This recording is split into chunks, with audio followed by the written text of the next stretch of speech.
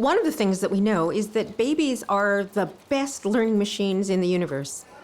They're really designed to learn, and both their brains and their minds are just made to be these incredible machines for learning. Learning begins literally from the time that babies are born, and there's even some evidence that there's learning inside of the womb. So when babies are born, for instance, they discriminate between the sounds of the language that they've heard and sounds of another language.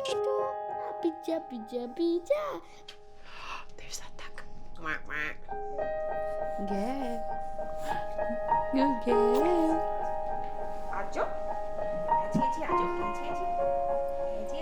They're already seeing, hearing, making sense of what's going on around them.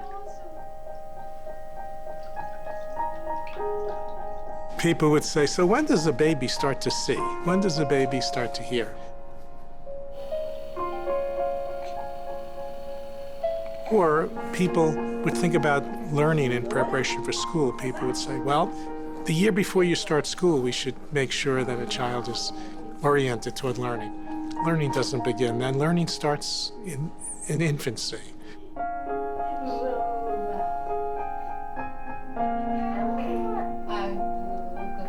I think that what you see when you watch a child walk into a preschool that is curious and eager to learn is a child who's had positive experiences before he even got to preschool.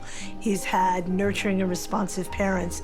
He's been in a safe environment. He's had good health and nutrition. That child comes with a set of skills and a set of interests in life, in exploring, in playing, in socially playing well with others, that a child that doesn't have those experiences doesn't come with. 我们中国啊有一句古话叫3岁看大7岁看老，而且呢父母是孩子最好的老师，所以呢一个父母的行为，他的情绪表达，他对事物的这种反应形式都会影响孩子。 If you think we don't have to do anything up to 3 years and you put them into a pre-primary school at the age of 3, I think it's too late. You've already lost the most important part of the brain development, which was to take with stimulation. So I think the home stimulation, advice to the parents for ensuring that when the child comes to the school, he's ready for school and the schools are ready for the child. I bambini iniziano ad apprendere da subito, quando nascono, anzi iniziano ad apprendere anche prima, quando sono ancora nella pancia della mamma. Sono apprendimenti che possiamo definire informali, che avvengono attraverso processi di scoperta, di esplorazione, di pensare con le mani, quindi coniugando aspetti diversi, in una anche libertà di possibilità di espressione che sono cruciali perché possano poi avvenire gli apprendimenti formali. Come dire, un bambino che gioca bene al nido, che attua dei processi simbolici, è un bambino che poi imparerà anche a leggere e a scrivere, ma non imparerà a leggere e a scrivere se non ha avuto dei contesti di qualità nell'esprimere questi processi di apprendimento informali. Você quer água? Quer? De verdade ou de brincadeira? De verdade? Eu vou pegar água, tá? The children are learning a tremendous amount, but the thing that they learn about the most from early on is what's going on in the minds of the other people around them. And there's been a whole bunch of research. We started doing this back in the mid-1980s, trying to figure out what children know when and how they learn about the other people around them. Because if you think about it, if you just look at the people around you, what you actually see are these bags of skin that are stuffed into pieces of cloth with little dots at the top that move back and forth and a hole underneath that has noises coming out of it. But of course, that's crazy. That's not the way we see other people. We see people who have emotions and thoughts and want things and believe things. But it's this great philosophical puzzle. How do we ever figure out what's going on in somebody else's mind when all we can see is just this body that's moving around? We believe emotions are very, very important for babies. And so Betty Rapicoli and I did a very interesting study that we call an emotional eavesdropping study. Here's an 18-month-old watching. So the way the study worked is an adult used a stick to press a button and it made a very nice buzzing sound. And the babies love this. And we know from many studies that if you give the stick to the baby, they will immediately pick it up and want to make the buzzing sound. But in this new study, we had an adult come in, and the adult's name was Nina, and Nina watched as the first adult pressed the button with a stick, and then Nina got angry at the adult, not at the baby, but at the adult, as if that was a forbidden action in this culture. That's aggravating. That's so annoying. Oh, I thought it was really interesting. Well, that's just your opinion. It's And the aggravating. little 18-month-old sat by wide-eyed as one adult was getting angry at the other adult. And then we gave the baby the stick and the buzzer to buzz, and the baby picked up the stick, looked at the angry adult, looked down, looked at the angry adult, and they would not do it.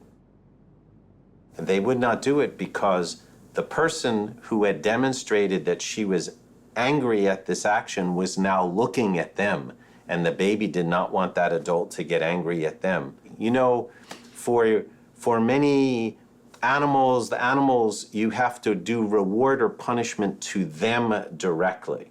You have to say good or bad to the animal directly.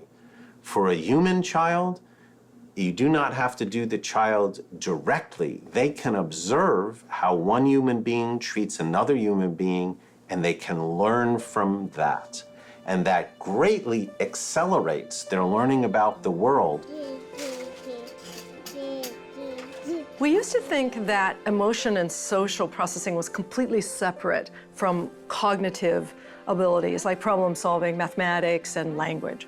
So we would tend to think of these, oh, these must be in two separate parts of the brain, they must not be related to one another. The new work that we're doing in brain science and behavioral science is to show how deeply linked these two are. It's as though the social brain turns on other capacities or turns them off, depending upon the social context. So an example is we exposed monolingual American English learning babies to brand new languages. In one set of experiments, we exposed them to Mandarin Chinese, and in another one to Spanish. And we were trying to see whether or not at 9 months of age, can babies acquire the ability to hear the differences between sounds? Can they acquire sound patterns that are appropriate for words in this new language or not? And what we discovered is that in a warm, regular social context, when the foreign language speakers who were graduate students in my laboratory, when they were on the floor playing with the kids for 12 sessions, each lasting 25 minutes, the children learned so much from 9 months to 10 months. They learned so much about the sounds of Mandarin or Spanish that they were equal in their abilities to the children from the foreign countries who had been listening to that language for 10 months. And so if the sounds come in a social package, the way typical learning occurs, they learned incredibly well. When another group of babies was given the same information on the same schedule, same room, everything was the same except it came from a television set, babies learned nothing. They climbed up to the television set and they would touch it. You know, they'd look at it. You know, they seemed to be riveted to the TV. But when you tested them after their 12 sessions, they had learned nothing. The brain measures and the behavioral measures showed that they were just flat in their abilities in the foreign language. So only live social experience provided the babies and their brains the right kind of information at the right time in development.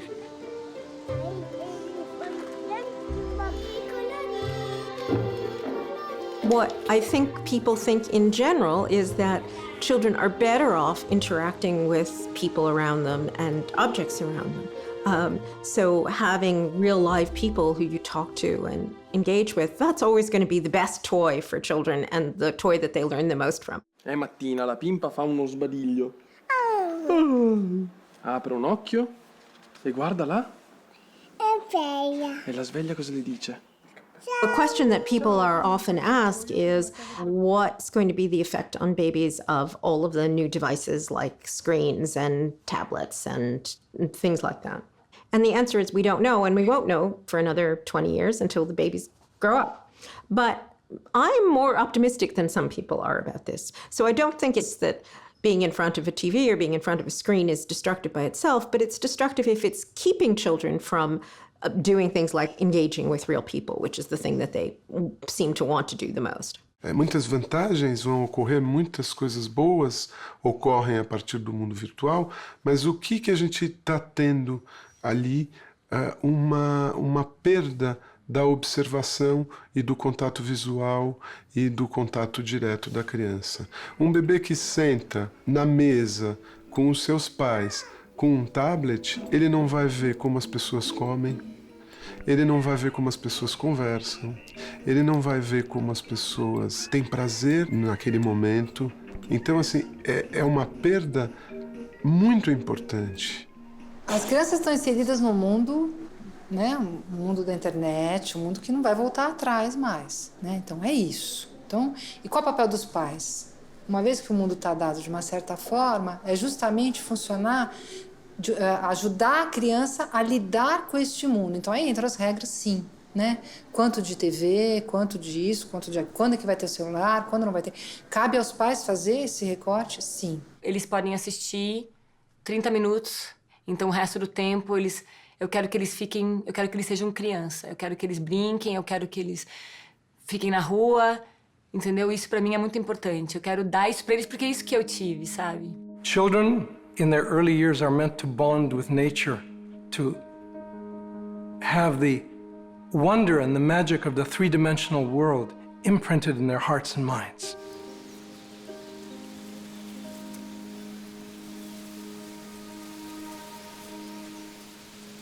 No computer screen will give you a gentle summer breeze. It's not possible. No scent of spring will come from the screen. No touch that really moves you will come from artificial representations of the world. Learning in the real world is primary to a positive formative experience.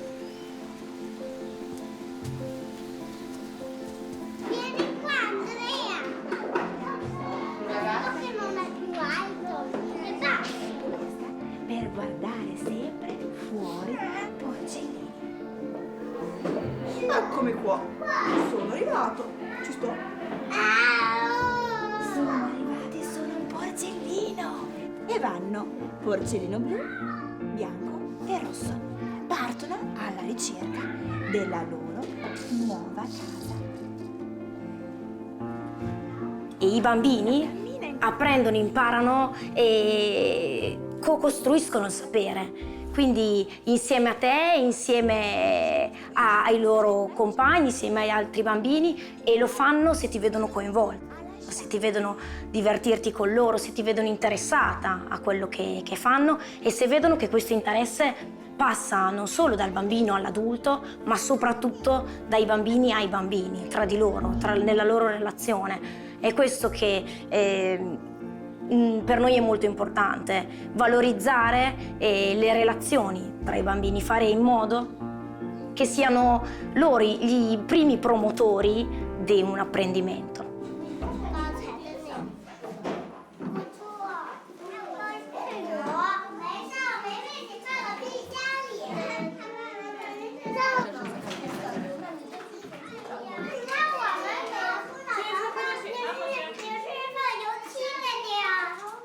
One of the things that we know about babies and young children is that they play, and we sort of take it for granted that that's what babies and young children are doing. But actually, we think that when babies and young children are playing, what they're really doing is doing experiments on the world, the same way that a scientist does experiments to figure out what's going on in the world. O bebê, desde que nasce, ele brinca. E o primeiro grande brinquedo é o próprio corpo.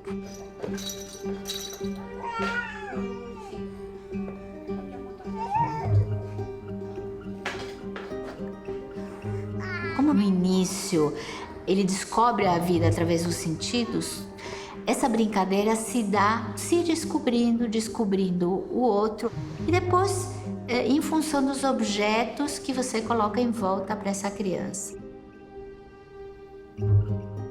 Mas esse impulso lúdico já acontece, às vezes até na barriga, e a gente nem sabe disso, né? As crianças se desenvolvem jogando. As crianças se desenvolvem brincando. O jogo é o modo delas viverem o mundo, delas entrarem em contato com o mundo, delas compreenderem o mundo, delas criarem o mundo. Ele possibilita e ele é o próprio processo de desenvolvimento, sabe? O cérebro gosta de brincadeira. It's their work. It's what they're supposed to be doing, right? I mean, it's all the important things are happening when they're playing. They're engaged, they're participating in the world, they're learning, I definitely try and take the attitude as a parent of like minimal intervention. My job is to kind of feed you and clothe you and keep you safe and kind of tend to your needs in the early beginning with the idea that the least I interfere with you is probably the best. A brincadeira é o espaço dela entrar no mundo pelas próprias descobertas. Primeiro pela sensação, pelo gesto, pelaquilo que ela vai viver através do próprio corpo. Então ela vai aprendendo as sensações no brincar.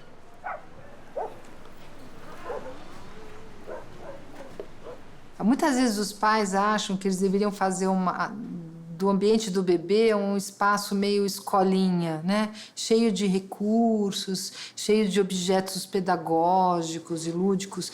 As crianças, a graça da criança brincar é justamente subverter os objetos e transformá-los em brinquedos, né? Então, que uma caneta com uma régua vire um aviãozinho é muito mais interessante para o desenvolvimento da criança do que o aviãozinho pronto com controle remoto, né? Nada contra aviãozinhos prontos com controle remoto. Mas na hora que ela subverte o objeto em brinquedo, ela cria. No que ela cria, ela aprende, ela transforma, ela inventa. Algo de novo acontece. Ay, me duele. ¿Me va a dar el remedio? Necesito el remedio porque me duele mucho. Aquí está. ¿Ese es el remedio? No, yo quiero en una tacita el remedio. Aquí está. Ahí está. Oh.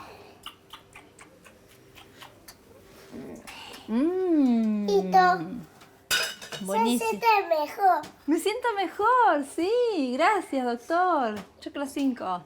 Hoje tem estudos maravilhosos a respeito do papel que o brincar tem na socialização, do papel que o brincar tem em conhecer os próprios limites e ultrapassar, não é certo, os próprios limites. Ainda, o papel que tem a brincadeira na capacidade criativa, no processo, não é certo, criativo de uma criança, mesmo, não é certo, de um bebê.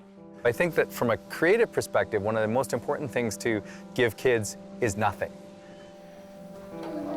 Is to allow them to invent things with whatever happens to be around. And I think to just encourage them to invent worlds.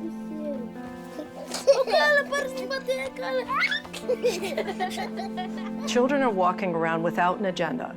They're walking around without a kind of set of, I must do this and then I must do the next thing. So they're naturally wanting to play, and learning is play. When they discover, gee, this block fits into this slot in a particular way. You know, when they put things together that have never been put together before, or they're in the kitchen playing with the pots and pans, they're in the woods building a playhouse, or on the beach building things in the sand, they're just inventing. They're the world's original innovators.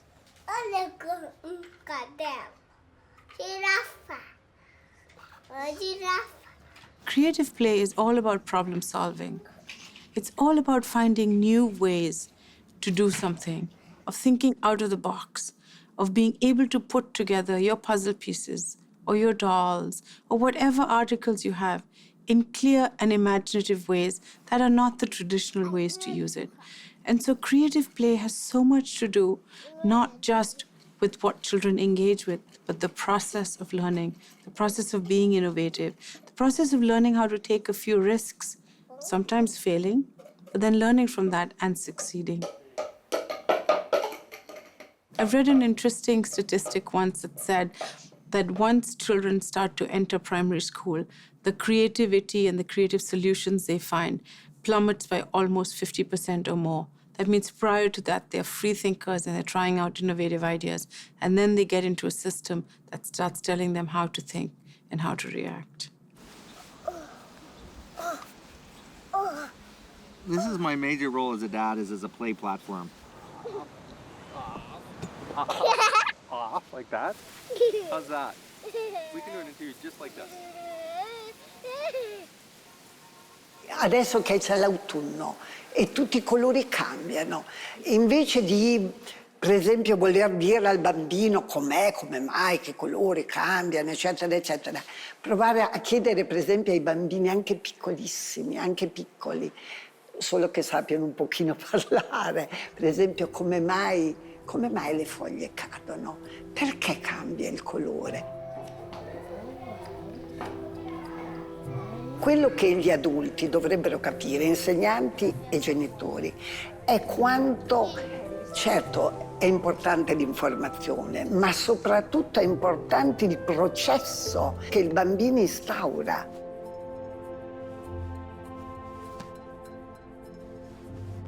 Essere sin da piccoli all'interno di questi processi dove ti chiedi il perché, fai delle ipotesi e poi casomai le discuti con gli altri bambini che hanno anche idee diverse dalla tua o anche con l'adulto.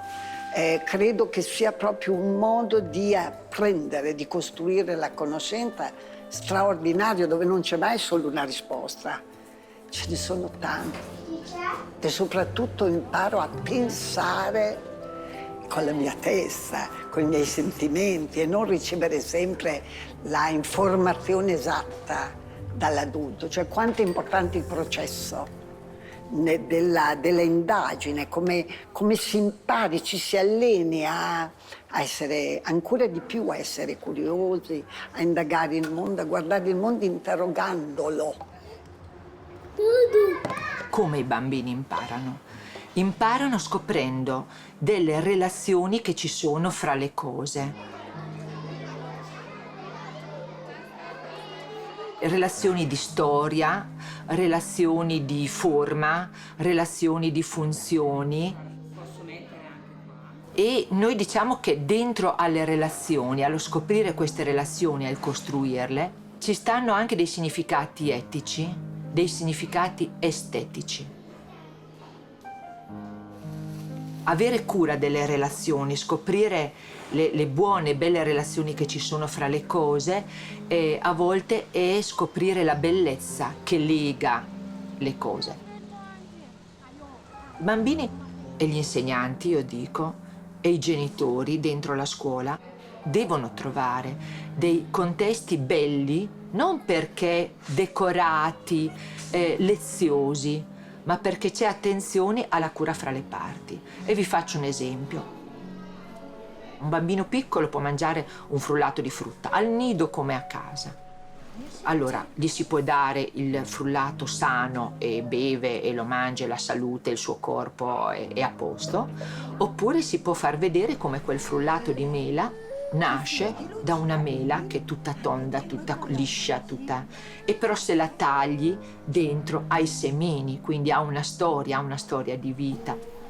Allora cosa sto offrendo a mio figlio se sono una mamma o ai miei bambini se sono un insegnante? Delle relazioni e delle storie, e gli sto offrendo bellezza anche. Mangiate, dovete dirmi che sapore ha se mangiate. Mangiate. Provate. È buono? Cioè io vedo l'educazione un pochino così, l'educazione che è poi quella dei genitori e quella degli insegnanti e quella anche della gente che può offrire ai bambini ma può offrirsi anche a se stessi. Non la banalità, la volgarità, il lasciar perdere, ma avere cura delle relazioni.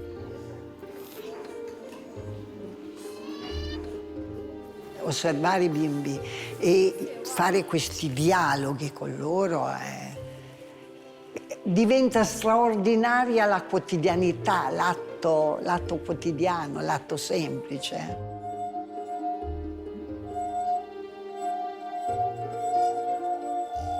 La pioggia può diventare una cosa interessantissima, la luce che cambia, cioè vivere con i bambini, stare con loro, è una specie di riscoperta proprio.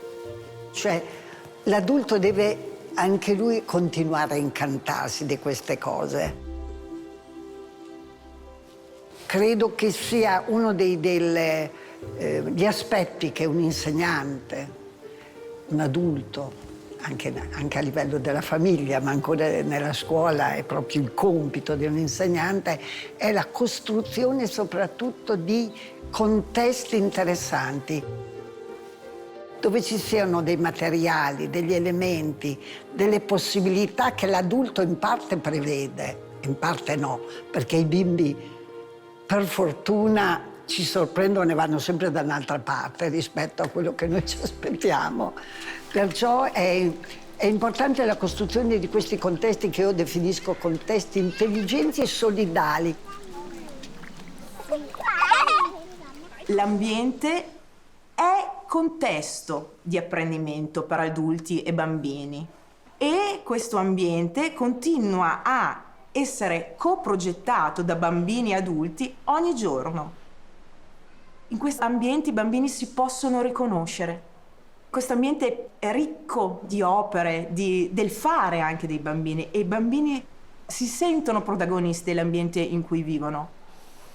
Allora, molti bambini vivono in appartamenti anche molto piccoli. Come facciamo a creare un buon ambiente per i bambini?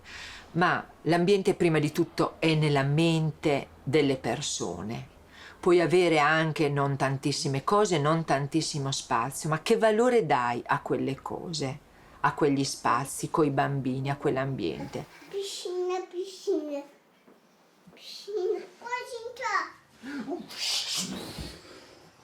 Mergulha. Eu vou mergulhar assim. Trago meu cabelo.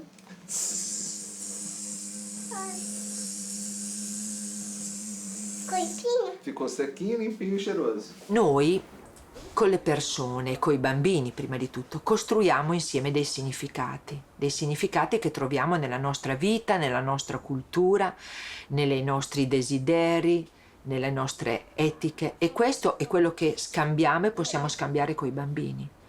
Quindi anche poche cose però possono diventare estremamente significanti per i bambini e per gli adulti assieme.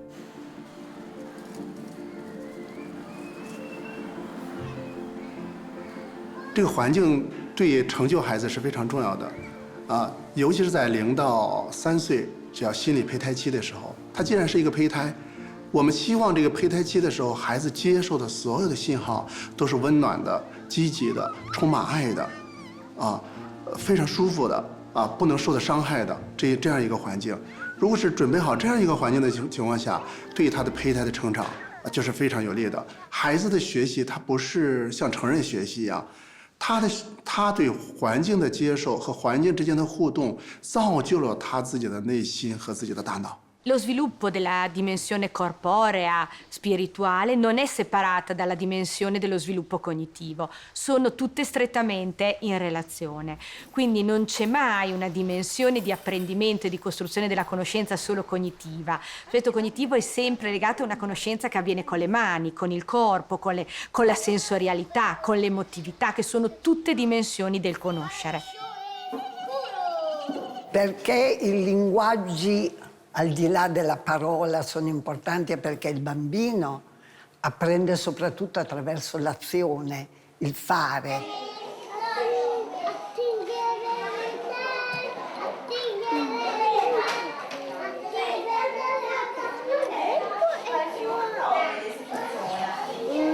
Quello è uguale 1, ecco 2, ecco. Ecco.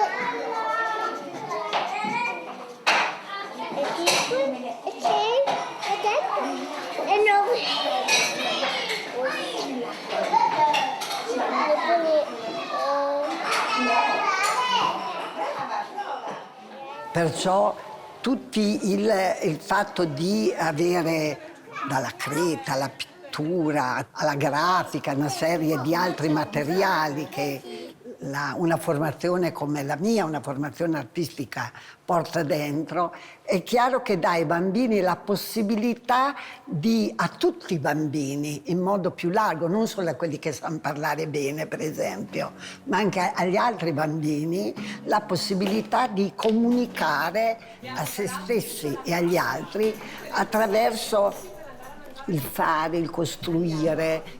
Perciò è dare la possibilità dei bambini di comunicare. Questo concetto dei 100 linguaggi nasce sempre nel riconoscere al bambino di esprimersi e di comunicare attraverso diverse modalità di espressione e di comunicazione, poiché noi riteniamo che la dimensione estetica, il modo di conoscere, di ricercare il bello e l'armonia è una dotazione biologica che appartiene al bambino e all'essere umano. Crediamo che il bello chiami il bello, chiami gesti di bellezza, che la cura chiami gesti di cura. E questo credo che sia un bellissimo esercizio di cittadinanza, un bellissimo allenamento alla costruzione di un uomo che affronterà la vita, il proprio mondo, cercando bellezza e offrendo bellezza.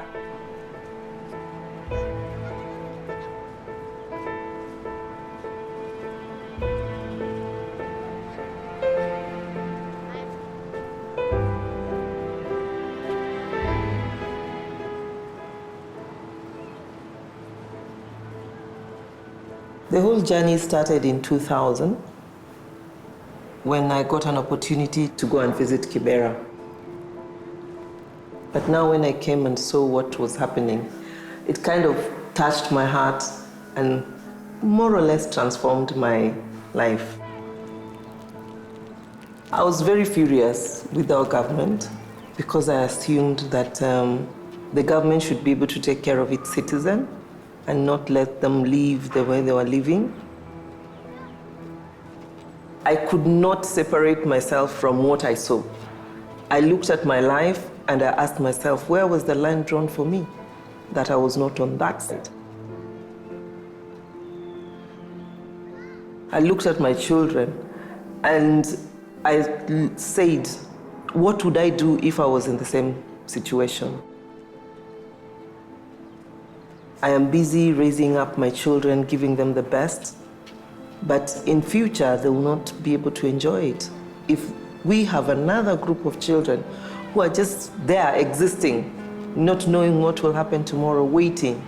So I imagine that it will affect me whether I like it or not. So that is when I decided to resign. I'm a teacher by profession. So I went and tendered my resignation. I was teaching in a private school, and I packed my bags, and I came to help.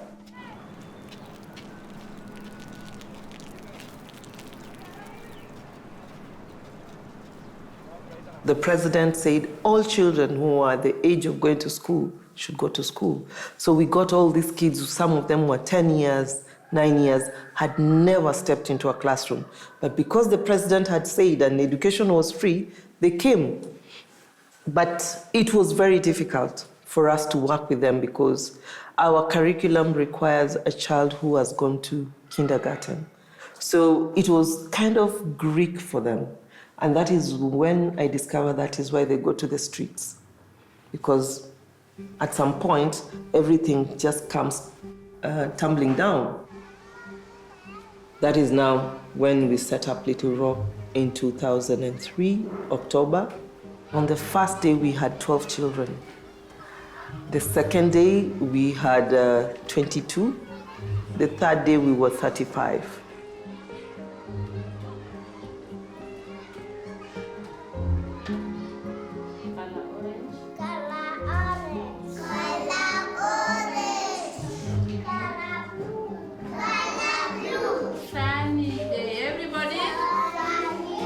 When I was setting up Little Rock, I told myself I'll give these children the best. What my children get in the private school. They have learning materials, they have toys for playing, and learning is fun for them. So when we set up Little Rock, that is what I put in first. Poverty denies children a lot of their rights. There are a lot of children who don't go to school. We have out-of-school children. And if you do your research and look at the background, you'll find the family cannot even afford to put a meal on the table for that particular child. So the parent will be wondering, do I put food on the table for this child? Or do I pay, or do I buy school uniform for this child to go to school?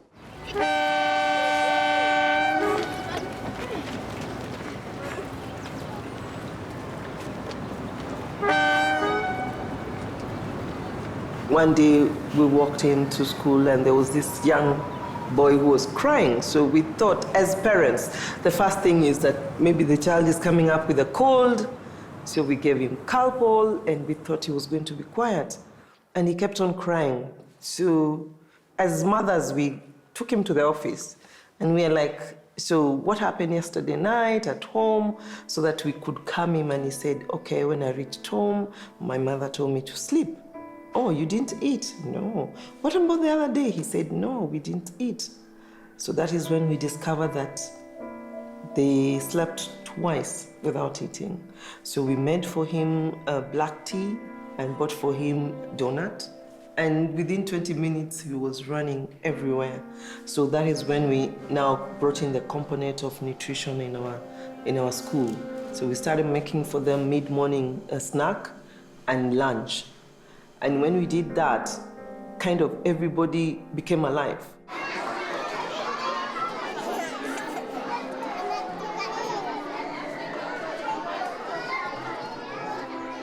There is something we can do. The gaps are quite big between the poorest of the poorest, the middle class and the upper class. It is there. We cannot shut our eyes on it, but there's something we can do. And that is why I decided to go and give my services, because I was looking at it. If I teach them, the kids will be able to kind of channel their paths. Because when you look at this other side of life, the middle class and the upper class, I start planning for my baby. Immediately they're born, I know what school they will attend, what I want them to, where I want them to be. But you see, for these other kids, there's nothing. The parents have given up. It's a hopeless situation. And they kind of throw in their towel and they say, it's God's. The parents might not be having the monies and all the resources which they need, but if they are able to concentrate on their education, they will be able to come out of that vicious circle of poverty.